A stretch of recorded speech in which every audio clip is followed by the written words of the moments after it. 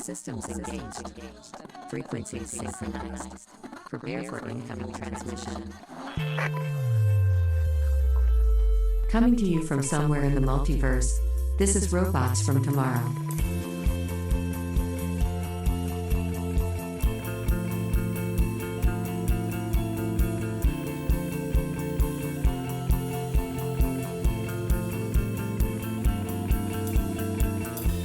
This show is available on Apple Podcasts, Spotify, YouTube Music, and as always your podcatcher of choice.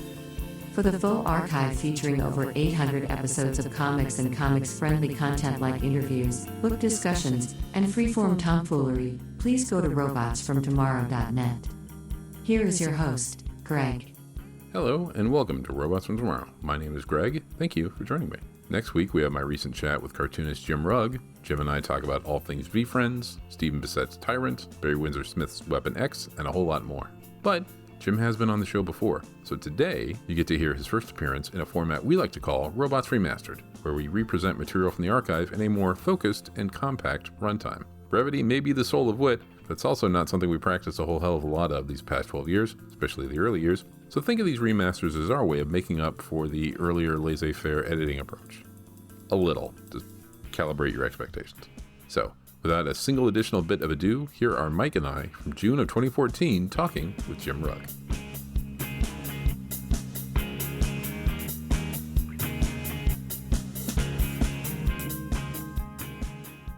Hey guys. Hey Jim, what's happening, man? Not too much. What's going on? Nothing, just podcasting, hanging out. It's been so much fun this week. I've talked to a few different podcasts, and since I do my own podcast, it's very different being the guest and not the host. It's been kind of reassuring seeing everybody else recording at odd hours and stuff. So yeah, I know what you're saying when you say just podcasting. Awesome. Is it weird knowing that you're recording, but then to finish it and say like, oh, I don't have any work to do now? Yeah. It's very pleasant. You just get to show up and have fun, and then you're like, oh, someone else will take care of all that stuff. It is because typically my favorite part of this experience is talking to people, and I can do it just as easily from this perspective as I can if I'm the one that's going to be editing the work afterwards. So this is the part I enjoy. Yeah, well, we appreciate you taking the time to come on and do this thing. So we finished our talk about Street Angel about half an hour ago, and we enjoyed the hell out of it. The book, not the... Well, I mean, we had fun talking about it, and I think it was a good talk, but certainly we love the book, so we're glad to have you here to talk about it, and I'm sure a whole bunch of other stuff. Well, thank you very much. I really appreciate you guys taking time to do this, but also the kind words about the work. I thank you. It's nice to hear. I guess to begin with, this is a book that's sort of being published like 10 years now, right? Yes. Originally at Slave Labor, and that's the collection that I have, the digest size trade that Slave Labor put out. Since that was published to today, looking back on Street Angel and the work you put into it, how, if at all, have your feelings on the work changed? And then how did you and Brian, I guess, come to the decision to repackage it and publish it again at AdHouse? Okay. Can I ask Greg something real quick before Sure. I answer your question? Yeah. Sure. Greg, had you read Street Angel before? I had not. Okay, great. This was my first experience with it. I'd read Rambo 3.5, and I'd read Aphrodisiac, and I had read Super Mag as well, but this was the last big chunk of stuff from you that I hadn't read. That's I so guess. Interesting. Like, you've kind of read it in reverse, but it's nice that each of you has that different perspective because, obviously that was something that I was concerned with, releasing something that's 10 years old. A lot has changed in 10 years. I mean, my entire career has happened since then. That was literally the first thing I had published. Yeah, step one. Not to sort of get in front of your answer here, but your career is so of a particular piece, it feels in some ways from 10 years ago, but also feels like a different tangent you're taking today as opposed to something that you were working on at the earlier part of your career. Well, thank you, Greg. I appreciate that. And it's very nice to hear you say that. What basically happened is the rights to Street Angel had reverted to us some years ago, and we weren't doing anything with the book. And Chris Pitzer, the publisher of AdHouse books, approached us about putting the book back into print. There were many fewer copies of Street Angel printed and sold than there were of Aphrodisiac, for instance. So a lot of people haven't seen that work. Brian and I went through it. It's been a while since I revisited the work. And to be honest, I like it more now than I remembered liking it. Mm-hmm. People are so critical of their own work. Like when I finish a book, usually I can't even look at the thing again for a long time. And like so 10 years? Yes. Yes, exactly.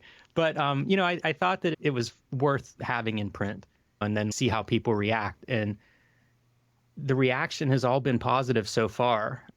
I've been talking to different people all week about it. And I have to say, it's kind of a best case scenario in terms of people seem to be responding to the work in interesting ways, which is great to hear feedback from. There are so many more readers of comics now than existed 10 years ago whenever the book was first published. It's hard to even explain how many more people read comics now. It's so exciting, it's the greatest thing ever. We've had people like, Gary Groth on our show and Bill Boychelle and Shelton Drum from Heroes Con, and we've asked them about the state of the industry. These are people who have worked in comics for 40 years and always believed in the merits of comics. They believed comics could reach a wider audience, and they all talk about how much it has exceeded whatever they were hoping for. Not just in terms of audience, but in terms of the quality of work that currently exists, whether it's reprints of classic work or new cartoonists. And it's just a very interesting time to be engaged with comics from any aspect, I think. And so I thought it's a whole new audience. Like, if Chris believes this work is worthy of AdHouse books and Brian and I are happy with it, then let's put it out. That's an interesting way to end that thought, because that is something that in our episode where we discussed the work, we sort of closed the episode with talking about AdHouse and the caliber of work that Chris seems attracted to and the design and the love that he puts into the books that come out under his banner. So I think it's interesting hearing you say that. So and that's something I hadn't realized, that you didn't own the rights to Street Angel. I didn't realize that Slave Labor actually had those. When the rights reverted back to you, was there ever the thought of publishing again with them under a different deal, or was it always going to be AdHouse in your mind? Well, like I said, for a couple years, it wasn't going to be anyone. It was just what it was. It was an out-of-print book that didn't have a publisher. And we weren't really thinking about it until Chris came to us and we started talking about what it would look like as an AdHouse book. Do you have hard copies of the book, or did you do a review from a digital copy? I had the review PDF that you sent me. Mike actually had I have the Slave Labor trade. He's got the Slave Labor. Oh, but I have man. the hardcover coming. Version. It's coming in my next comic box. Yeah. So. What did you think of it, Greg? The PDF or the... I thought you were going to say you saw the hardcover. Well, I saw it at HeroesCon at your table in the slipcase with the Aphrodisiac, pretty much sold out halfway through the first day. And you're like, yeah, we can't sell this because we need to be able to have it here to show people. Like everything else AdHouse has, it's a wonderful package. And certainly as a piece with Aphrodisiac, it works really, really well. When Chris approached you guys about Street Angel, was that after you guys had done Aphrodisiac with AdHouse, or? Yes, it was much later. This is my fourth kind of big project working with AdHouse books. And so, I don't know, maybe... Wait, can I interrupt you right there? Okay. Sure. Aphrodisiac, Super Mag, what's the third one? Yeah. He published Notebook Drawings, which was a catalog for my first art the show. Spiral Bound one. Yes. I didn't realize he published that. Have you seen that book? Yeah, it's amazing. I'm so happy with that book. I'm trying to think exactly when he would have approached us, but once we started talking, it may have been a year ago. I'm not sure, but it was it was an ongoing process, and we were kind of talking about what it would look like. And I'm so happy with how the book itself turned out. It seems like it's an updated version. It's been 10 years. I think that a lot has changed in the industry in terms of what people expect out of books and design and production. And there are a lot of readers that sort of collect books, and they want nice looking books as part of their collection. They collect printed matter. And so that was a big part of the appeal. Like the other thing that I've been doing a lot in the last year or two is making my own books and zines and mini comics. And I like that process. And so Street Angel was sort of a chance to apply any bookmaking ideas I had to this comic work. And I'm thrilled with the result of that as well. But that's something I think of AdHouse books. That's probably my favorite part of working with them. I think of them as a collaborator in a lot of ways because I love the design process and they sort of enable me to engage in that. You know, that's something that and this is a sentence I'm going to be saying a lot tonight. That's something we talked about in the episode where we discussed the book, your approach to the books that you do and how it seems like, especially with the last few large works that you've done, your books aren't necessarily vessels for information, but they become an object. And that, I think, begins with your design and your affinity for design and good book design. So when you say you're excited for how it came out and you're happy with how it came out, I know that it's the same profile as Aphrodisiac, but what can we expect from the insides? Because the slave labor trade was like a glossy stock trade paperback paper. There were actually a couple of slave labor editions. The one that you are describing with the glossy paper is a second printing. Okay. I like that one a lot. I like that you know that right off the top of your head. Well, we ultimately used the same paper that was used in Charles Burns's Black Hole collection for Street Angel, because what we were doing is looking at all of these different examples of one-color printing, and specifically with stark black and white artwork. And after looking at a lot of different options, I feel like Charles Burns is probably one of the greatest black and white artists that I can think of. Mm-hmm. And so Chip Kidd is one of my favorite book designers, and he's the guy that is responsible for that Pantheon edition.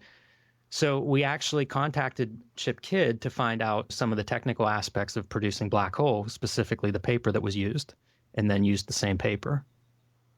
Was that for the slave labor edition or for this new No, AdHouse? That's for the AdHouse edition. Oh, man. You know, so like we kind of went back to it from the very basics of what's the best way to reproduce this. I went through a lot of the art files again. I rescanned some stuff with the idea of like, this is going to be the best version of Street Angel we can possibly put together. This may sound like a weird question, but can you describe the end papers?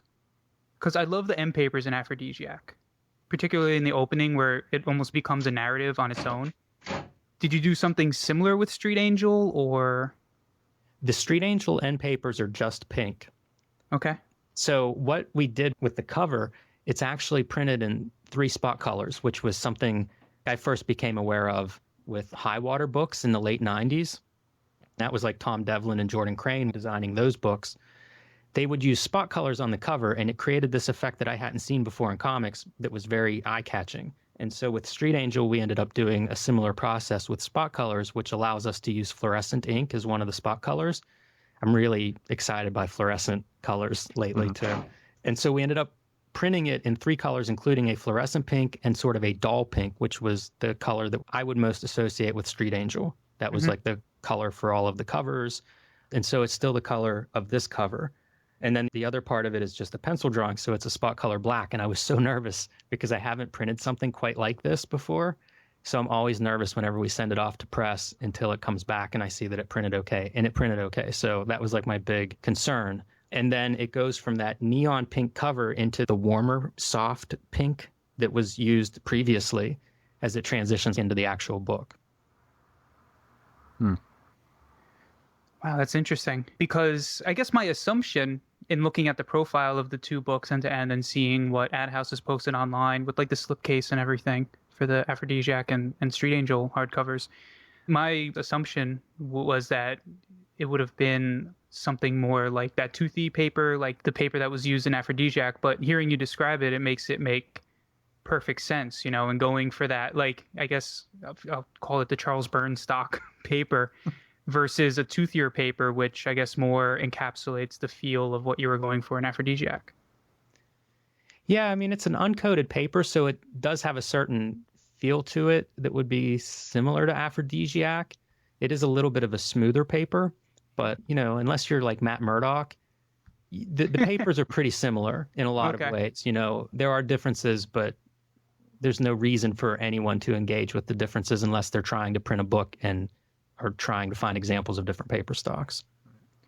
So after you discussed... By the way, this is the most esoteric discussion I think I've ever had about any of this. Really? Yeah, I like it, but I can't imagine what a listener will think of this. Well, I feel like they should be pretty used to it with us by now. I mean, Oh, good. This is Yeah. the kind of stuff you guys get into? this is the type of stuff Mike usually gets into and I try and keep up with. And I get about half of it. I feel like I'm on the same page. The other half, I'm sort of rushing to keep up. But it keeps me, like, I like it because it keeps me on my toes. So I feel like the thing I ask most on this show is a question I ask of Greg as we're recording all the time. I feel like I'm constantly asking, does this make sense? Like, Yeah. is what I'm saying making sense? Is this Yeah. comprehensible? So we do that a lot now that I think about it. Yeah. We ask that of each other. You know, we're like, we'll go off in like 2 or 3 minutes about talking. And then it's like, oh, God, did that make any sense? And then you're like, yeah. So I hope right. that you don't feel like we're being too inside baseball. No. But- And if I stop making sense, let me know. Because it's okay. This is the kind of stuff I can go on these tangents, but again, just reel me in as we go along. No, I think I'm just gonna let that rope stay slack. You go out as far as you want, man. Fuck. Now I lost it. Go on. Okay. We were talking about influences and stuff, and you hit so many different beats in your work as a whole, but also like an Aphrodisiac. And then when I finally read Street Angel, I was like, wow, this is exactly the same type of across the board thing of influences. I'm not necessarily going to ask you who you're influenced by, because I don't think we'd have time to get into that. Can we limit it to Street Angel? Like, Can we- who aren't you influenced by? I almost want to go at it that way because I feel that might be a more manageable sort of answer. But who is somebody you're influenced by that you don't think people realize?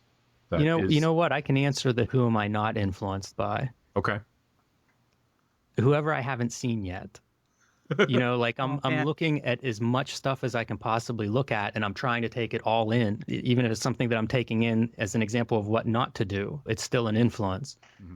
But some of the big influences on Street Angel, like Frank Miller was the first cartoonist that I ever really followed around in terms of tracking down his work. Mm-hmm.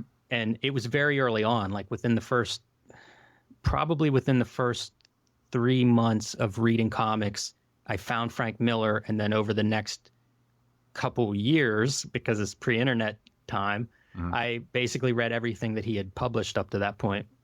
And so he was a huge influence. And then he also introduces influences. Like he was a guy that would have been my first exposure to manga as an influence through like Ronin and through interviews where he just talked about things, and also doing covers to Lone Wolf and Cub. Yeah, those first comics editions where he was doing that. Exactly. And So- so he was really big. And then, the Image guys were all really big concurrently with Frank Miller. In fact, one of the ways that I got a bunch of Miller Daredevils was I traded some guy New Mutants by Rob Liefeld, but not even like the first appearance of Cable or like the last few issues. It was like issues that were just nothing in the middle. And he gave me almost a complete run of Miller Daredevil. So, I was into the Image guys. I was into Frank Miller. Everybody mentioned Jack Kirby at the time. So I was looking at Jack Kirby, but I don't know how well I was processing it then. The next big one for me is I kind of lost interest in mainstream comics, and I was just like barely reading comics. The comic shop in my town closed, so it was becoming more infrequent. And then suddenly I was exposed to like alternative comics like Fantagraphics, 8-Ball, Chester Brown's Yummy Fur, Julie Doucet's Dirty Plot. So it would have been like mid to late 90s Indian alternative comics, Chris Ware. And so these things were sort of like what I was really excited about whenever I was drawing Street Angel, and then also mini comics from like SPX, because I started going to SPX in 2000. And I always describe it as like I came home with 2 boxes full of mini comics. And these are from great cartoonists like Ted May, Dan Zetwalk, Kevin Huizinga, and Anders Nilsson, and, Fort Thunder guys like Brian Chippendale and Brian Ralph. So it was very exciting, great comics. And right around then is when I'm making Street Angel. So like that stuff seeping in. Do you still have all those minis? Yeah, I've been thinking about, I need to go through my collection and really get rid of about 80% of what I own. And the mini comics are an area that I need to go through and organize. I have about, 15 boxes of unsorted mini comics from the last 15 years. They're so difficult to keep straight. Yes. Wow. So But when that's all the influence for Street Angel. Like that goes from the beginning of reading up until I was drawing it. There's one I feel like I specifically have to ask, especially in terms of the lettering. Dave Sim? Yep. Okay. I did a talk somewhere and it was about influences and things, and I had something like 40 slides of lettering examples. Yeah. There were some people sleeping in the room when we got through those. But Dave Sim was well represented. Yeah, he was definitely a big lettering influence. There's one panel in one of the short stories at the very end where Jesse's fighting a bunch of ninjas. One ninja, like standing in the night or whatever, and next to him there's this big balloon with all these sound effects inside of it. And like each one of those sound effects is a different Dave Sim styled sound effect. It was boom, boom, boom, boom, boom. I was like, wow. That was right around the end of Cerebus. Okay, so like Cerebus was kind of in the ether at the time. that would make sense. So, in talking about lettering, is that something that you would say through the production of Street Angel? Is that something that you were looking at a lot, like the way that people create word balloons and sound effects? Because there are a number of places in this book where you play with those things, and I mean, they're fantastic and they look great. But then when you think about it in context of your career at the point and how this is like really your first at bat with published comics, like to come out of the gate experimenting like that, I think is something that you don't see in comics. So what were you looking at and what were you doing, and what was, I guess in specific, was lettering and sound effects something that you were interested in at that point? Yeah, definitely. I studied graphic design in the 90s, and I always compare comics and graphic design because they're like the two art forms that deal with combining words and images. Mm-hmm. And so that's something I am conscious of, and it does stand out to me, whether it's like opening credits in a movie or something on a poster or comic books, lettering, or pop art's appropriation of comics and the way they would change lettering and the way that affected stuff. So it surprises me that more people aren't interested in that part. It's such a graphic element of a comic. Like, how do you just ignore that? Well, it seems like a lot of people just give it like a half a thought, like they put the word that they want people to read on page, but don't always consider how they read it or just the design of it. So, well, it doesn't stop a book from being successful. So in many ways, maybe it's not important. Well, when it's done well, it can help a book either consciously or subconsciously. I mean, I think going into Street Angel, you're playing around with the lettering, both on the word balloons and your sound effects and your use of like the 3D lettering for sound effects to give the integration of the sound effects into the art, just helps support this case that you're making with the book of the playfulness as part of like the whole experience. So when I read Street Angel and I finished it and everything, I know part of my enjoyment was both the story that I read, the art in which that story was portrayed, but also the playfulness by which every aspect of that was put together into this fun package that I just enjoyed the hell out of, So, maybe people don't have the time to be able to play, with that. I mean, how many cartoonists in like the mainstream have that type of time to be able to experiment, or the arena to experiment like you did with Street Angel or other projects? Maybe. Yeah, I think, it's about values and sort of why you're making comics. I think everybody enjoys different aspects of making comics or doing anything creative for that matter. Some people are more interested in writing a story, and some people are more interested in character design or color or something. And I think I just have an interest in lettering, but I don't think it's the secret to making good comics or whatever. But a lot of the comics I like are also done by cartoonists that have an interest in lettering or do something that I find interesting with the lettering. Just because at this point, I've read so many comics, I know that there are really good cartoonists that do amazing work with this aspect of cartooning, which I enjoy. And so you tend to gravitate towards that. So I also try to make my pages as interesting as I can make them within the context of the story. And lettering is just one more chance to do that, to be expressive, to maybe surprise a reader, to create a directional device, whatever the case may be. It's just another graphic element on the page, and you kind of get to control that entire page. So when you're putting these graphic elements on the page, some of the things you do and some of the tricks you do with lettering and stuff like that can be sort of subtle. Now, do you think that when readers are absorbing your work, even if they maybe don't necessarily realize it or are able to articulate what they're seeing, that they're still on some level taking that stuff in, and that maybe subconsciously or unknowingly influence how they feel about the work? Because I feel like something like Street Angel, when you read it, especially at the time when it was coming out and Slave Labor collected it, There weren't very many comics that looked like that and did some of the tricks that you were doing. So do you think that people just instinctively feel that, or do you think that it's just lost on some people, the subtleties? I think everybody reads everything differently. I'm sure there are some people that look at work the same way I do, and they're trying to like take the page apart and figure out how some effect works or why it works or doesn't work or how they could do it better. I think that's a small percentage of readers. I think the majority of readers of a successful commercial work, I think they're more interested in characters and stories, and you just need the craft element to not interfere with those characters and stories. In a lot of ways, I think many readers, lettering is somewhat invisible. As long as it is clear who's speaking and it doesn't create any confusion in the reading experience, then it's done its job. And I think that's totally valid. And I think that's the way the majority of people that read comics engage with them. I think that would be a sign of a healthy art form, and I think that's the case. So when Slave Labor started publishing Street Angel, what was your comics output like before that? I was doing a lot of mini comics. Like the first couple comics that I ever published, I self-published in an offset press and printed like 1,000 of them. After I finished selling the 2 copies that I sold, I've destroyed them slowly by throwing a few out at a time or whatever. Because they were the worst comics ever made. Literally, they were my first comics. Worst comics ever.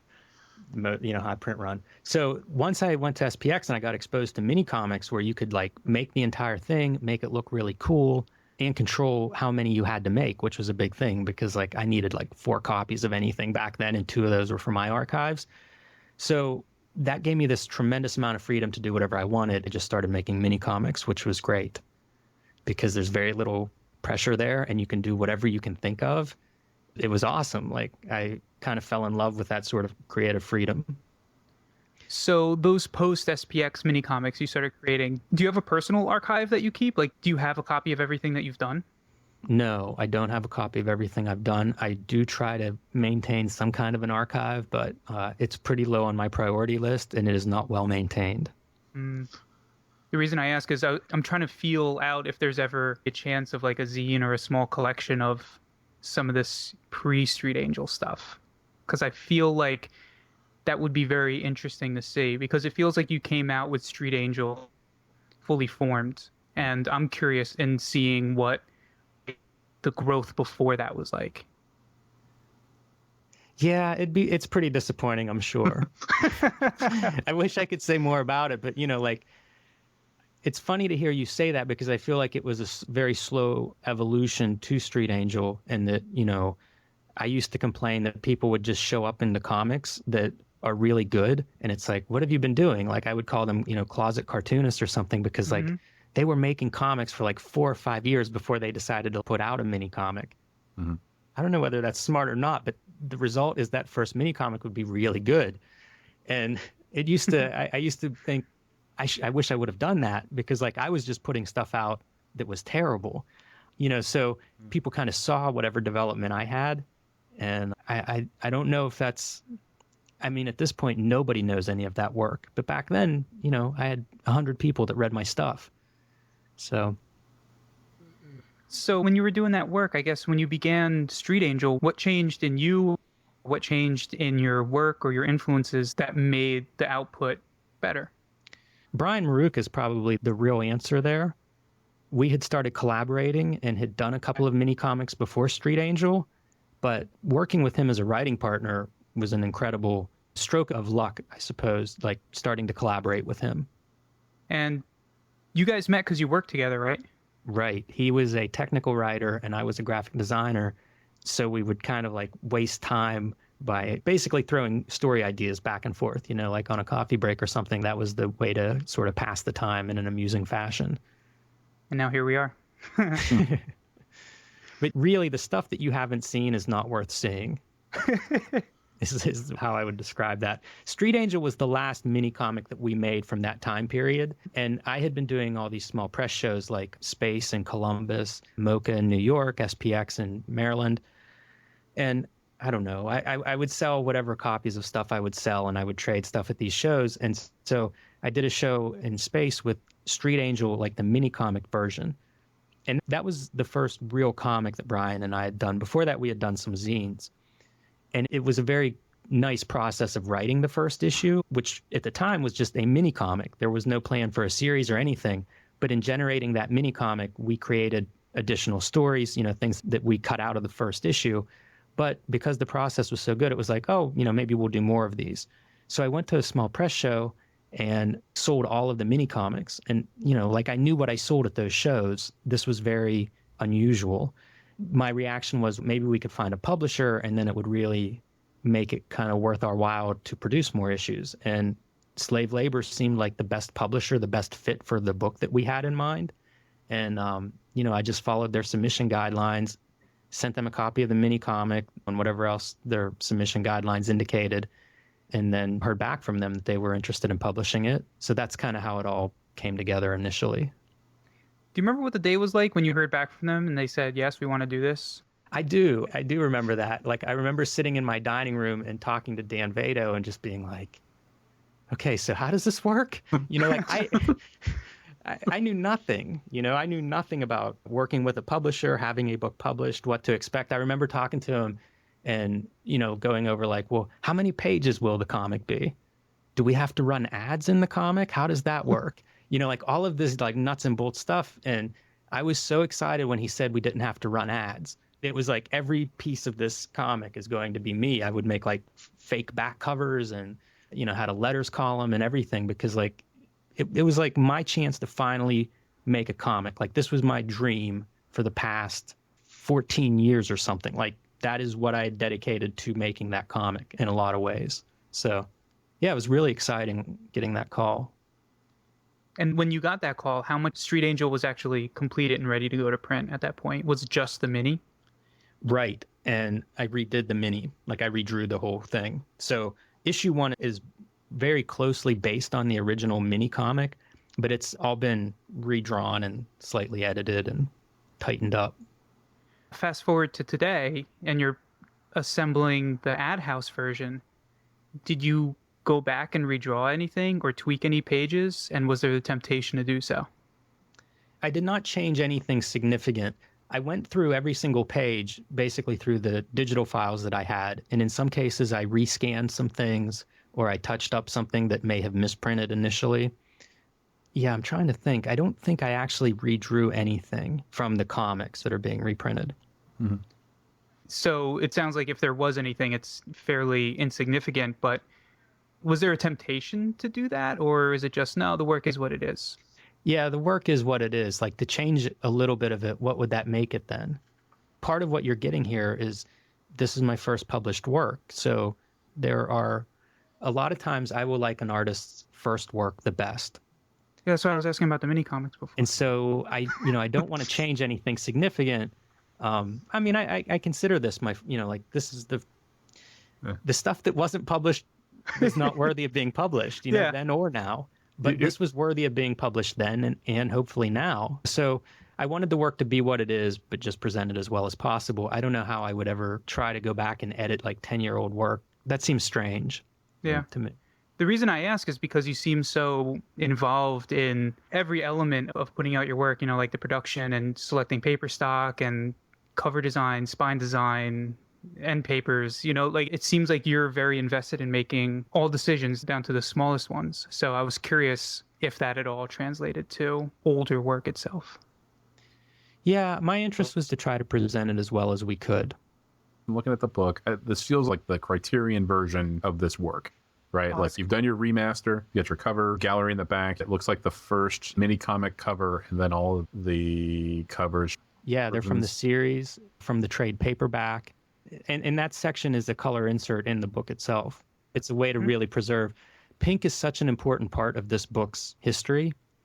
I used to get letters from people that would be like, oh, I really like Street Angel, but I hate that the covers are pink. Really? Yeah. I would see reviews and things that would mention how the covers stood out, which isn't that what a cover's supposed to do? So, I wanted to reprint those in color. It's funny you mention that because it is like a black and white book. And you say pink is so important, and it's not really till the end that you then see the covers and you're like, oh yeah, I feel like some of these stories I've told before, so feel free to cut me off. But after we talked to Slave Labor and, we signed a contract to do the book, Brian and I went to the local comic book store to like try to figure out, what do we do? How do we make this book stand out? How do we make it look its best? The comic book store we went to had a wall of new comics. It's just rows and rows of comic books facing out. And so we stood like across the room, and we couldn't afford any kind of special printing. Spot color was something I was interested in. We weren't going to get that. In comics at the time, they weren't doing it so much at that particular time, but comics had gone through a period of having like hologram covers and foil covers and all sorts of bells and whistles. And so we basically stood there looking at this wall of books, trying to figure out like, how do we make our book stand out on this wall with no budget? And the one thing that was absent from the wall was that flat pink color. Like, it just didn't exist on that wall. Everything was just screaming, and all these different bright, tiny little bits of color just exploding on the wall. And so the idea was like, if we make these flat pink covers, that'll be a resting place for a person's eyes. Especially with all the negative space and everything. Yeah. So that's kind of how those covers developed. Yeah, it's funny you mentioned that, because as you were saying that, I was thinking about a quote about Planetary. They would completely change the look of the cover for every issue. And Wildstorm were like, well, how are people going to know this is the book? And he's like, well, it's going to be the thing that doesn't look like everything else on the stands.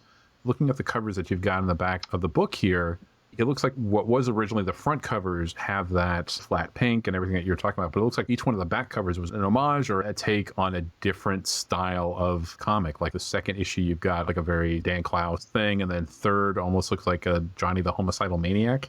Yep. Sort of Which cover. would have been big at Slave Labor at the time. Right. So it's interesting that you straddled both things. You changed your cover in the back half. You changed your cover to reflect what was going on in that issue, but then in the front cover, you were just like, no, we're going to have this non-design design. So there's a lot going on, even in what looks like random approach. Yeah, I used to read Wolverine when I was a kid, and they would have Wolverine galleries on the back cover. Yeah. And it'd be like Wolverine drawn by some artist like Kent Williams or Bill Sienkiewicz, and they would do some radical stuff, like stuff that, I wasn't seeing in any comic books at the time, buying off the newsstand. And it would just be like these glimpses into, like imagine what that world looks like. Yeah. I always enjoyed that, and I couldn't afford to pay anyone to do that. So that's why I would draw the back covers, and I would sort of like ape somebody's style, just to, again, like make the comic book better, right? Like I liked back covers like Cracked Magazine. I used to read Cracked Magazine when I was a kid, and they would have like a painting or something on the back.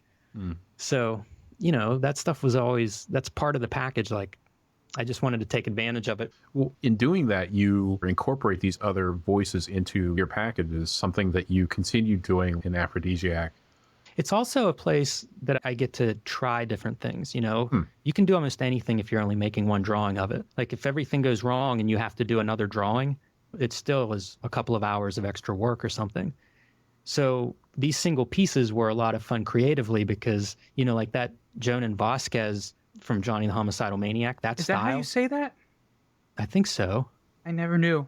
So many consonants. Hopefully, I'm probably mispronouncing it in anyone else's name that I've said so far. Well, you and everyone else. Of the three of us, you probably have the best track record to say that correctly with the slave labor connections. But that, sorry I'm going to go with it. Oh, that's okay. That piece was actually an acrylic painting on a canvas because I didn't know how else to approximate that style. The issue after that is an homage to Harold Gray's Orphan Annie, Annie comic. Okay. Yeah. And that was the first time that I started experimenting with like paper textures, which lead directly into Aphrodisiac from a production standpoint. So like, they're just exercises as well. Like it's something I can get very engaged with because it's maybe there's some technical thing I want to try, or, it's an excuse to look at a bunch of Dan Clowes comics or whatever. Right. It's very enjoyable to do that kind of exercise, especially if you have a place that you can kind of have an outlet for it. And now with the internet, like everybody has an outlet. Yes. You have some exercises in the book itself and how you tell the story and how you experiment with sequentials. Like there's that one fight scene that is almost entirely panels of sound effects, and then contrast that with another big fight scene that you have where it's almost like a collage, and you guide the reader's eyes around the 2-page spread. And You're playing with different types of lettering, and some elements are completely upside down and things like that. So, yeah, I'm glad to hear you make note of that. Oh. I feel like if you're doing a superhero comic, and I say that Street Angel is a superhero comic, you have to do interesting fight scenes. Like, aren't fight scenes sort of the key component of a superhero genre? Mm-hmm. Yeah. So I would try to do fight scenes that I thought were creative. And like you said, I have one that's all sound effects, which is one of my favorite sequences in the book. That piece that you described, like I've shown that in a handful of gallery shows, like that's a piece that people really respond to. Somebody mentioned a reference to one of the early fight scenes as having like these 4 panels that reference the Teenage Mutant Ninja Turtles by weapons, because they're like panels of just weapons flying through the air. Uh-huh. And it's like each turtle's weapons. And I don't even remember doing that, but you're trying to, you want these fight scenes to be something new, certainly within the book, but maybe it's something that nobody has seen yet. Not even because you invented it, just because that might be the first comic they read. Everything they see in that comic, it's going to be the first time they've ever seen that particular effect. It's the same as lettering. If you're doing a fight scene, what makes it worth drawing, let alone reading? See, and this isn't a question so much as it is a statement, in talking about the fight scene of sound effects. Like, the thing with it is that when you isolate it and you have it on its own, so you said you've shown it in gallery settings, or like if you just show someone that spread, I feel like it's different than when you're actually reading it in a comic book. And the first time I read it, it didn't really even register that that's what it was. The first time I saw this thing, it read like exactly what it was supposed to be, which in hindsight, now that I've dissected the page a little bit more, it's kind of crazy how that happened. Does that make sense? Yeah, and I'm thrilled to hear you describe it this way, because some of those fight scenes are just pure chaos. They're kind of unreadable as a whole, which is the way I think of like fight scenes and violence can be that way. I'm glad that some of those pages read that way. Well, especially the larger fight scene. I described it earlier as being more collage-y. Like, that's not a bad way of I'm not somehow insulting the work. No, that's a really good description. Okay. And I think that comes from, because I do so much work, and everybody does, on a screen, there's a lot of like zooming in and out of imagery. And so I like that kind of depth, and I try to get that kind of depth on these pages. And one way to do it is to what you're describing as collage-y. Like that's one way of achieving depth, by having elements that are sized differently. Like if you want to see what's going on in this panel, you're going to have to look a little bit closer because it's some long shot or something and the figures are very tiny. And at other times it's like something's in your face, you almost have to pull the book back in order to take in the image. But I think that all comes from just working in such a digital environment. And again, like it's interesting to zoom in and out of images. Mm-hmm. So I think that's what that collage page in particular is influenced by. You talk about fight scenes being unreadable, but I would almost argue that it's not unreadable. It's just overwhelming at first blush. Mm-hmm. And then once I got into those pages and just really started breaking down what it was that I was looking at, it seems that you have put a lot of conscious effort in designing that mess, for lack of a better word, and there's like a rocket launcher, something that brings you across the page, and an explosion in the corner that pushes you back down. So you almost end up doing a figure 8 through it. And again, that's not a question cool, as man. much as it is an observation. Yeah, it's great to hear. I've got it right here on my screen. There's so many things going on. You almost just want to look at it and just be like, oh man, I don't know if my eye can take it. But like Mike said, it sort of guides your eye from this point to that point to that point. And before you realize it, you've been walked through. It's still just as chaotic when you're done with it as it was when you started looking at it. But you can understand what's happening, but it doesn't lose the chaotic feel of it. Yeah, good job. Bravo. Thank you. When you're playing with these elements, and when you started describing the spread that we're talking about as, zooming in and out and different size and different scale elements, I immediately thought about the centerfold in Super Mag. Yes. The Godzilla King Kong piece. Yes. That's sort of this idea to the nth degree. Absolutely right. Yes. And is that all? I do have a question. Is that all ink on board? Yes. It's a pretty big piece. and I drew part of it very small, and then I enlarged that piece digitally to see like, well, how thick should the line be? You know, and I would measure for the figures that are in the foreground of the piece that you're describing. They have a very thick outline, but I wanted it to make sense as if it were a comic book panel. And if you were to encounter it from, say, 20 feet out, I wanted it to read like a comic book panel. So, you know, the line weight was important and stuff. Once I started showing work in galleries, I started seeing the work differently because I would see it on a wall in a giant room and it'd be like, what? You're standing 12 what feet is from this? it. Yeah, it's a completely different experience than holding a comic book in your hands, you know, right in front of your face. You know, like I've done a lot of shows and stuff in the last couple of years because I enjoy that, you know, it's drawing, like it's a ton of fun. And so, you know, I was spending more time doing different types of drawings and trying to see like what would work. And that idea of if it's readable at 20 feet, that's great. And then if you get closer to it, then smaller details will begin to emerge. That will be like another layer of reading. And there will be pieces that would require you to be like within a foot of it in order to read it, you know, very tiny elements. The idea of if you're going to show it in that environment, then you need to consider that environment. You know, that's what the piece is designed for. And yeah, I enjoy thinking that way, playing with, you know, drawings. When you're doing stuff like that, and hearing your description, it sounds like you're forcing the viewer to physically do something that you can do with very little effort on a computer screen. So is making someone physically interact and have to move around this piece, is that part of the thought process, or is that just a byproduct? It comes back to that idea of like, what's somebody reading the work for? You know, I think that's a little bit more of a formal element, and I think some people want that. And so hopefully that's what they're getting out of it. But, you know, at the same time, like a book, I think that a book, at least if it's a commercial work, needs to function like a book traditionally functions, which is to say, like, you can just read it. You don't have to be a cartoonist to notice some detail that's significant or whatever.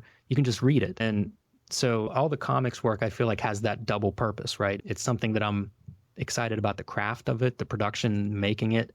But then it's a commercial piece of art. Like, it's meant to be mass produced and read by lots of people. And so it has to function that way. You know what I mean? Yeah. Like, it's somebody will hopefully hold the book closer to them and, you know, take in some of those details. But for the person that doesn't do that, it still needs to read a certain way. That's interesting that you start walking down this path, because it then makes me think of your zine work. Your, I guess, non-commercial or less commercial things that you do, you know. So I saw online like the silhouette zine that you did, and you and Jason did the comic of all ads, Right. you know. So is that, you know, so I feel like it, all right, let me back up. I feel like you don't see very many cartoonists or artists or people in comics in you that are in the position that you seem to be in, that still dabble in mini comics and zines and stuff like that, but you still do. Is it so that you can sort of push against these boundaries, and so you can do these more high-minded or experimental things without having a book bomb on a publisher? Yeah, definitely. That's part of it, you know. I enjoy that part of it too. So I kind of like everything about comics. You know, I like the idea of drawing a fill-in issue at Vertigo or something, and then working on whatever my next zine is, like maybe a Blacklight comic, for instance. And wait, that's what your next zine is? no, not necessarily. Oh. It's sort of, that's on the list. I don't know if that's the next thing. But the zines do allow me to do, again, whatever I want. If it's a low enough print run, I don't have to sell any of them. If everything goes wrong, if I'm not even able to produce whatever I'm trying to make, the loss is minimal. So they are, you know, they are a chance for me to experiment and to do stuff that I think it does cater to a different audience than, you know, some of the works that AdHouse has published. Like Street Angel, for instance, I feel like that has a wide audience. You know, I think it appeals to people that like young adult. I think it appeals to people that like superheroes. And if you like skateboarding and kung fu, just send me your money. Yeah. And so it's published through a more traditional publishing channel of being published by AdHouse. It's a way for people that like graphic novels to come in contact with the work. With the zines, it's more of a book arts thing. It's people who are more interested maybe in printed matter, in producing sort of, I don't want to say more challenging because I don't feel like any of the stuff I've done has been very challenging, but it's stuff that's a little bit more esoteric, right? It's more about maybe a design element or, like the ad zine that you mentioned. That was an experiment of using different papers and some different printing devices. So it was kind of a technical experiment, and that was the thing that we made while using some different equipment. The work is very different than a book like Street Angel. And I like doing both, so it's just kind of like scratching different itches, I suppose. So are there some concrete things that you've learned in your zine work that you've translated successfully to your commercial work, be it comics or other? That's a good question. I don't know. I mean, from the creative point of view, like there's almost no distinction between any of it. Like it all informs each other. So I don't know what the most commercial thing that I do is, but like whatever it is, it's simultaneously influencing like the least commercial thing, like it's trying different software maybe, or different tools to produce it, or different printing techniques, or maybe an illustration style that I haven't really worked in, but it's a chance if it's an illustration to try something different because it's one drawing, like it's a chance to experiment a little bit. So it all informs all of it. You just put out like a new zine or a new mini comic of your recent works, right? Right. That's for sale on your website? It is. It's on my website. As long as I still have copies, I'll have them at any upcoming shows that I happen to be at. And it's a collection of, the zine is called Work, and it's black and white, and it's printed on a glossy coated paper. The main reason this zine exists the way it does is I had done a Street Angel sketchbook, and a couple pages in it were printed in black and white instead of color. And the black and white was the best black that I've ever gotten back on something. Like it was completely flat black, shocking in the quality. So I was looking at work that I had to try to produce a zine that would take advantage of this really awesome printing. So Work is a collection of drawings that I've been commissioned for, or drawings that have been in art shows, or drawings like work for hire, like illustration kind of work. So technically, like it's all work. It's all stuff that I've been paid to draw, and kind of shows like a range of different comics related subject matter. Did you put those together yourself, or did you send them to a binder? I had them bound at the same place that printed them. And I was curious to try the binding. It was relatively cheap, and it's just a saddle stitch. They kind of crimped the sides, so it's almost perfect bound. And I think it's because the paper stock's a little bit heavy, so like the thickness of the book required it. So yeah, I didn't actually saddle stitch it myself, but I did trim it myself at Encyclopedia Destructica. It's like a local bookmaker, and they have all of this like binding equipment and cool stuff.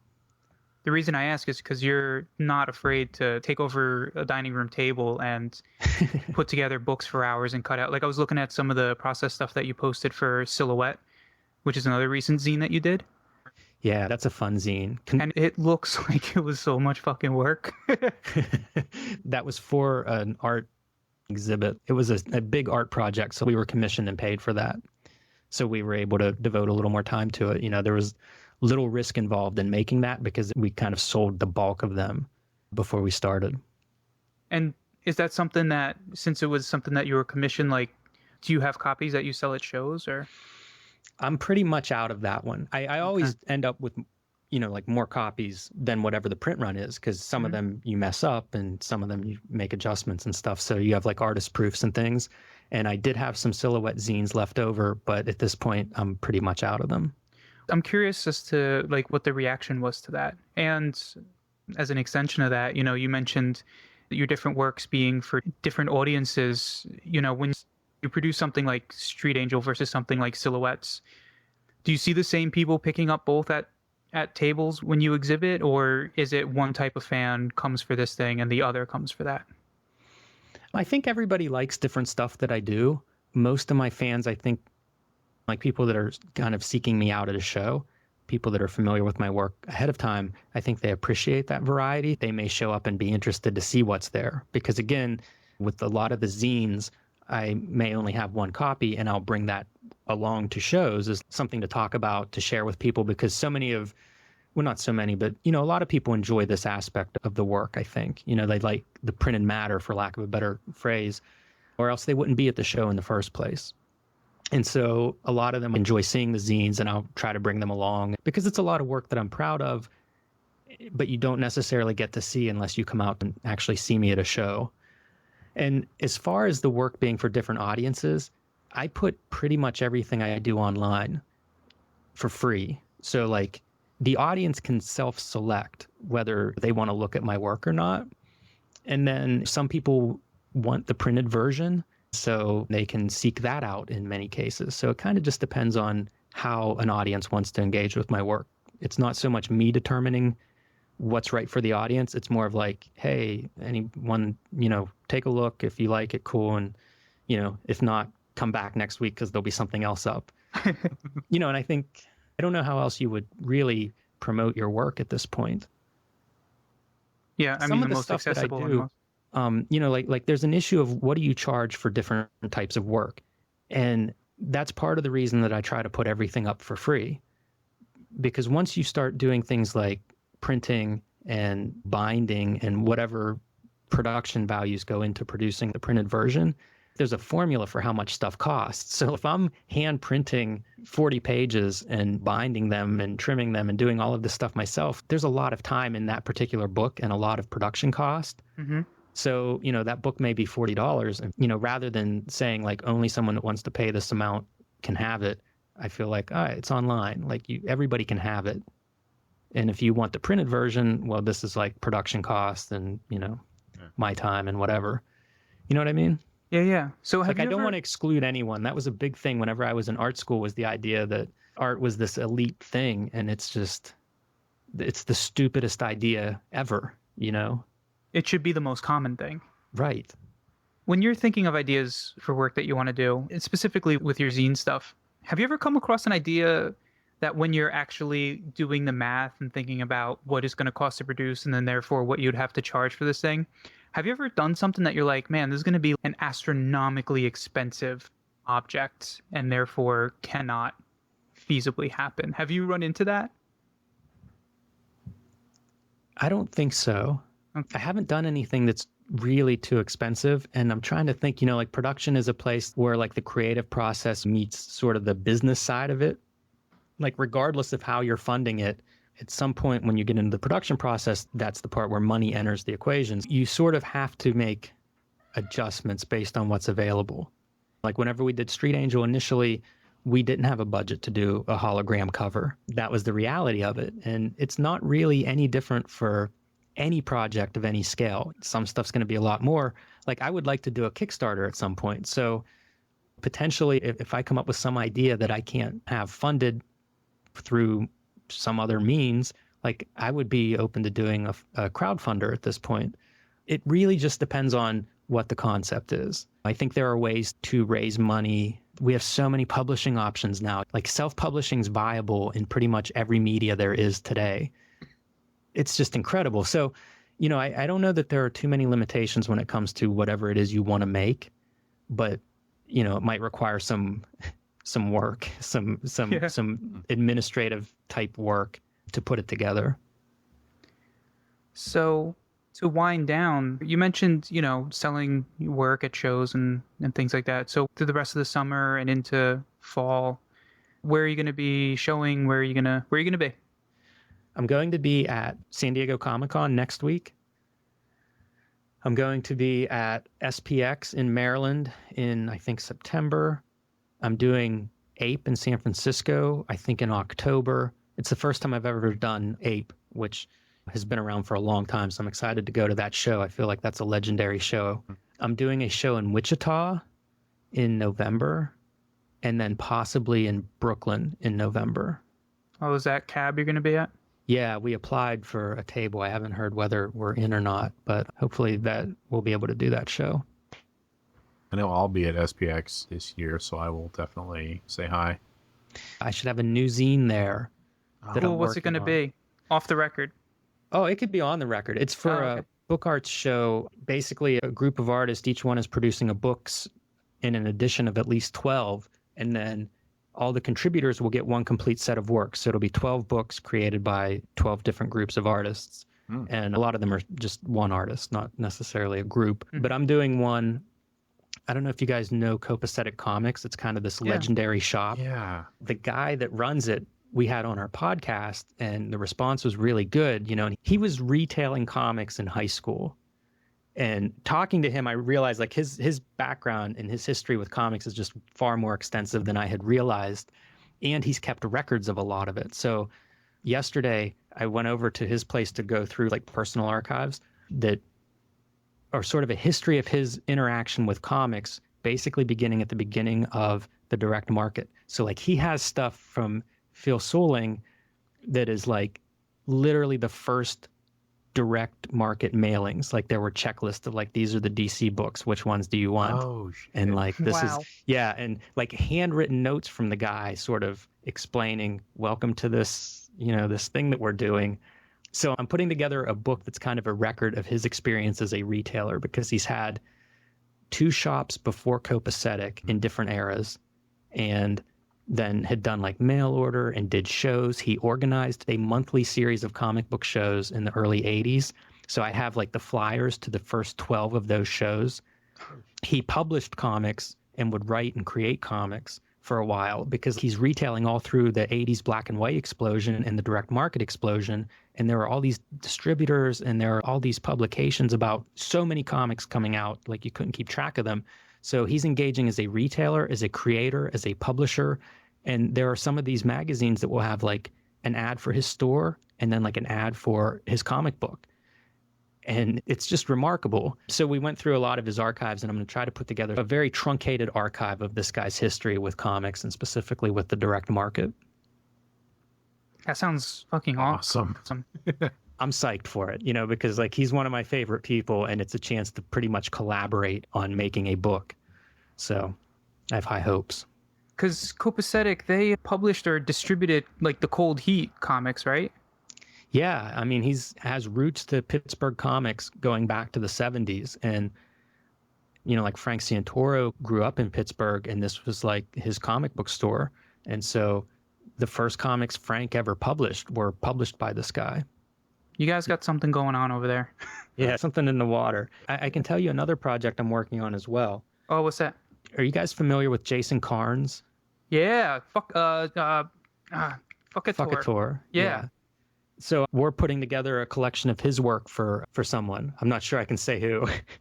I don't know if that's come out yet. But, we're putting together a collection of Fuckator, which I think are some of the most... Dude, they're fucking awesome. They're such exciting comics. And he has been just distributing them himself online. Like he's this guy that he's been making comics for years and years, but hasn't been engaged with the comic book industry, wasn't going to shows or anything. And so he just kind of evolved on his own, and the work is just fascinating. Yeah. The comics are awesome. Like he prints them himself, right? Yes, he does, and he colors them himself, and he does everything himself. Like it's a completely one-man operation. Yeah, and I've never seen him at a show. Like, I guess you summed it up best. Like he doesn't interact with the greater comics industry. Yeah, But I mean, his he's like stuff an is so outsider good. cartoonist. Yeah. Literally. Yeah, I mean, it's the closest thing I can think of. Like comics used to be considered this outsider art at best. And, like Jason Karnes is sort of an outsider of this, of comics totally. Like he just hasn't interacted with them very much up to this point, and yet he has this substantial amount of work. So I'm very excited to be helping that find a wider audience. Wait, so are you designing the book for him? What's your relationship to his work? That's exactly what I'm doing. Okay. And I'm working closely with him. Like if you're familiar with his work, he has a tremendous sense of design. So I'm doing more technical stuff with him than I am design, because I just want whatever his vision is for a book of this work, I want to help realize that vision. Have you ever, now I can't remember the guy's name, but I found him at like the same time I did Fuckator and Karnes' work. Is it he does Galactic Breakdown? No, he does a comic called Kankor. And I'm trying to Google it now, and I realize that I have no idea how to spell Kankor. I've heard of this, and I haven't had any luck finding it. It's like this big monster man without a face, and it's like super surreal and kind of gross, and but I associate... Oh, Loadfish is the name of his blog. L-O-A-D or L-O-D? Let me just... I'm so afraid to look up Loadfish on Google. I'll do it for you. Yeah, doesn't seem to be too bad, but... I think it's Loadfish or Loaffish. I have to look things up for photo reference all the time. You know, and I mean like very, very simple kind of stuff like an airplane or some model of a car or something like that. And everything comes back with some bit of porn like within the first 2 pages or something. Oh, yeah. It's so crazy. I found it. It's loafdish.blogspot, and he does a comic called Kankor. Okay, I'm looking it up. And his stuff is so cool. It's like melty, monster, weird. Oh, here we go. Wow. Yeah, this stuff looks really sharp. It's really awesome. He did a run of the first big chunk of these stories he's telling, and it looks like the most recent entry. Wow, man, I like this a ton. Yeah, it's so I good. may have seen this a long time ago, but it looks so much better now than what I was remembering. It's beautiful. Yeah, and the stuff he does is... I have no idea what his process is, but like his coloring is great, and his design is great, and just, I don't know. I like this stuff a lot. Yeah, this stuff looks really good. I have one of his minis, and I mean, like, if he has a contact on this, I think it's worth shooting him a line and seeing if he has any, because it's... Yeah, I'll reach cool. out to him. It's nicely printed too. It's, I don't know, from everything that you were talking about earlier and your affinity for Fuckator, I think that you'd enjoy this as well. So take that for what it's worth. Yeah, definitely, man. Thank you for the recommendation. There's a guy you guys might want to keep an eye out for. His name is Eric Haven. He did a series with Dylan Williams Sparkplug books called Tales to Demolish. Seeing this Kankor stuff kind of reminded me a little bit of it. Oh, I know Tales to Demolish.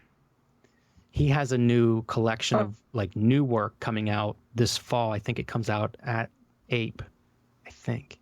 Oh man, I'm on his website now. Something called Bedman. Yeah, that's in the new okay, collection. Okay. Very Fletcher Hanks kind of. Yeah. Kind of what the fuck, but in really, really good way. Like Fletcher Hanks meets sort of Chris Ware. Or Michael Kupperman, I think. It reminds me of his humor a little bit. I like his stuff a lot, and so he has a new book coming out this fall that I'm real excited for. Is someone publishing that, or is he doing it himself? Yeah, it's another one. I don't know if it's been announced yet. Okay. The name of the book, though, is You Are, like the letter U and the letter R. Okay. So, you know, keep your eyes peeled for that, because he's definitely good. will. I want all the cartoonists I like to, you know, to sell well, to keep making comics.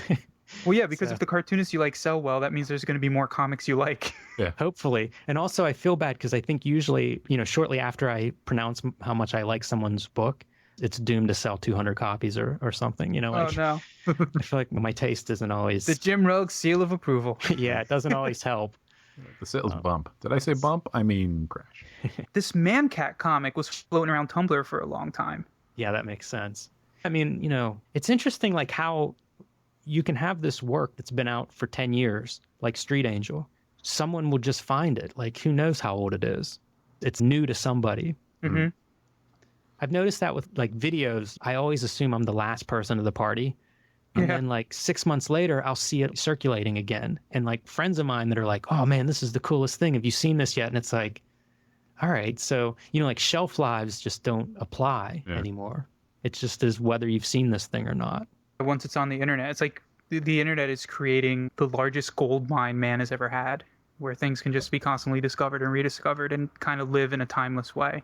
That's a really good analogy. Is that yours? I think so. I mean, I just made it up. Now. Wow. Yeah, that's very apt. Well, that's got to be good creatively, because then it means that stuff from long ago doesn't necessarily have to be consigned to the dustbin of whatever. So people now can be influenced by the original influences of people who were right before them, instead of having to get it through an influence of an influence of an influence. So like somebody could see Fletcher Hanks directly now. Totally. That's a great example, Fletcher Hanks, because that stuff to me was some of my favorite comics whenever it was re-released. But really, whenever Fantagraphics published it, I wasn't familiar with his work, and I loved it. Like, it could have been some new, 23-year-old from someplace that's their first work, because it was vital and interesting and unlike everything else. It was fantastic in most of the ways that I would judge a comic, and it's 70 years old.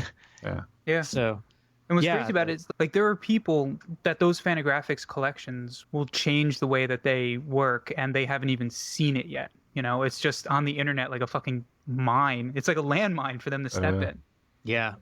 I think the gold mine was a little more positive. Yeah, that's true. Landmine. Yeah.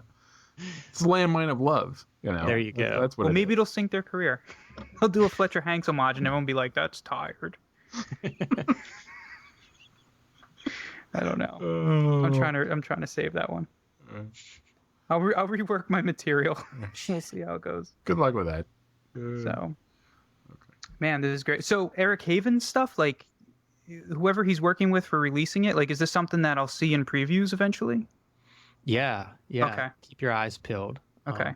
Because we go over really good. Like, I saw a dummy of it recently, and so it's like that close. Yeah, it'll be out. I don't know if there'll be early copies or what for Ape, but like, it'll be out this fall or this winter. Ape is February, right? No, it's October. Is there a show in February? I don't know. It doesn't Probably. matter. I feel like there's a show all the time. Yeah. There's probably like 7 of them. Was Locust Moon in your rundown before of shows you're going to? No, it's not. I'm not even sure when it is. It's October 25th. I just talked to Josh like last week and stuff, so he was... That's my wife's birthday weekend. Okay, so we're going to put you down for a no. Yeah. Because I'd like to stay married. Thank you very much. Yeah. So, Gotta prioritize. Yeah. It can't all be comics. No, I don't think that's healthy. Oh, just really quick for the Locust Moon stuff. The Little Nemo hardcover. Oh, that Nemo book, man. Jesus, that thing looks awesome. Yeah, I'm real excited to see that. I'm super happy with everything I've done with that book. Greg and I were talking about this. The design you did for that, it's not something that I feel like people will look at and be like, oh shit, Jim Rugg designed that. Like, it's this wholly unique's not the right word, but it's like this in all the different works you produce, like, you find inspiration and you move on to another voice, I guess. I mean, that's kind of, in a lot of ways, that's how I think of the role of design, right? It's supposed to make whatever the subject matter is look better and connect to an audience more effectively. So the best compliment, like, I would get on my work is, that thing looks great. I don't know who designed it. Like, I grew up with an interest in design and never knew who designed anything. It's used to be a very anonymous practice. And so if you see that Nemo book and you think it just looks like a great, cool book, that's good. That's like the best compliment someone could give me. Mm-hmm. You drew the cover though, right? Yeah, I did the front and back covers. I designed the book, the layout of the book, end pages. And then I also contributed a page to the book, a comic. Yeah, I talked to Josh for an interview of the thing. I think I said, what was your involvement? He's like, oh, he drew the front cover. And I think I was like, wow, I did not know that, because it just doesn't look like something I would attribute to you. But I think now I'm learning that there isn't anything I can necessarily attribute to you, because you seem to be able to switch from voice to voice with such fluidity that you just have to check the credits and see, because even though you have a really specific style, but you're not locked into it. So you seem like you can do whatever you want at any time, which is really exciting as a reader, because that means we just don't know what's going to... Yeah, it's a lot of fun. I don't get bored. I was over there a couple weeks ago and they had a binder of the proof pages. Yeah. Ooh. Oh my God. Oh. I think it's going to be a really nice looking book. There are some amazing strips in it. It's going to tear shit up. Yeah. Cool, man. Well, I know I said thank you like a half an hour ago. Yeah. I do the same thing. This is great. This is the other thing that everybody will ask us whenever we hang up with them. They're always like, oh man, I feel like I talked about myself just too much. Is that okay? Did that sound terrible? And then, like, as soon as I'm on someone else's podcast, I do the same thing. When we hang up, Greg and I are going to be like, God, can you believe he only talked about Jim Rugg that whole time? I have Can I- no doubt. That's can what I we ask- do when we hang up with people. Like, Wait, God, no, that it's blow not. hard. It's- Can I ask you one last Sure. thing? Is the Adventure Time stuff you did, when I saw it was solicited that you were going to be doing an arc of that, I didn't know quite what to expect of it. Like, because they do all the backups and everything where they let people, like, I guess just have at it, you know? Right. So for being in the front part of the book, did they have a lot of oversight with it? Or were they just like, hey, yeah, do this thing, please, thank you? Yeah, they didn't give me any direction at all. Like they just asked if I was interested in drawing it for 4 issues for an arc. And I thought about it, and I had a really busy schedule, but I wanted to make more comics. Mm-hmm. And so I figured that'd be the perfect thing to do. You know, like I'd be able to manage my time a little bit on it. And I'm interested in house styles. Like I taught a workshop on comic book house styles last fall at Carnegie Mellon. And it's just a topic that interests me. And so like whenever Adventure Time contacted me, like that's where my headspace was like, oh, I'd love to work in a house style. That's something I've become really interested in. This is an opportunity to do that. You know, so they didn't give me any direction. I think I did one drawing of like, you know, basically what the book looks like. Uh-huh. But here's the script. And then, you know, I had like no revisions for, I think, the first issue. They were great in that regard. Scripts were in on time. They seemed happy with the work I turned in. I enjoyed it. So yeah, that was a fun job. Did you think Yeah. everything looked okay in it? Yeah, I thought everything looked okay. And it's funny that you said the house style thing, because I was almost like, you know, you're a guy who at this point, like you've done a bunch of very distinct looking works at this point, but then you just sort of adapted your line and your art like to like the house style or the show's like model sheets, and that was surprising. You know, like that's not what I expected, but I think it looked great, especially that last issue. Like it seemed like that last issue. Those was- characters are so well designed. They're very inviting to draw. Yeah, they're super well designed. You know, it's that idea of a cartoon in silhouette being recognizable. Yeah. Like I said, I just think like from a character design point of view, like that show looks amazing. Yeah. I like their attitude. I don't know if you watched the show ever, but the episode that was just on this week, I did not see it. definitely like it gets a little deep. Oh, really? Yeah. I'll have to check that out. Yeah. All right, Jim. Cool. Thanks, man. Can I like throw out website or anything? Oh yeah. Sure. Okay. Throw out so everything you want. if you're interested in seeing my art, pretty much all of it, you can see it all on jimrugg.com, which is my Tumblr page, but I post pretty much everything there. I also post artwork on Twitter at Jim Rugg, and on Facebook. It's Jim Rugg fan page, I guess.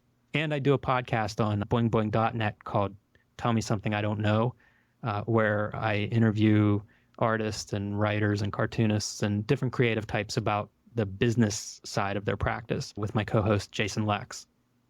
And you that's a can great find show. that. Thank you. Yeah, you can find that on my website or on boingboing.net or iTunes or SoundCloud, pretty much wherever you find podcasts. I think it's one of the, and this isn't like hyperbole, and I'm not blowing smoke, and I hope that you don't feel like we've been blowing smoke up your ass this whole evening, but I think that Tell Me Something, You know, like I is- feel like that's that's how I feel, and I'm glad I feel that way. It's a lot better than if you guys were killing me, man. I think that Tell Me Something is one of the best interview podcasts that I think I listen to. Oh, thank you. So when new episodes come out, and I was excited that there was a Teenager X follow-up. I thought that was Awesome. cool. I'm glad to hear it. That kid seems all right. Is he related to Jason? I guess you can't It's say. anonymous, man. I can't say Sorry. anything like The that. X, it would not be X if yeah. They had a familiarity that I picked up on. Interesting. I cannot comment. So on that note, All right. thanks, Jim. This was My great, pleasure. man. This Thanks, was super guys. awesome.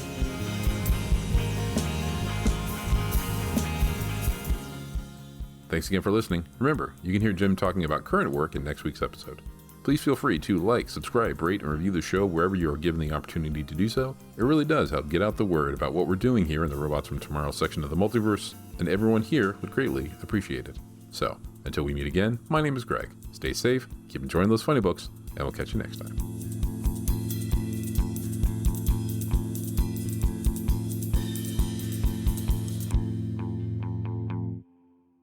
Thank you for listening. Systems disengaged.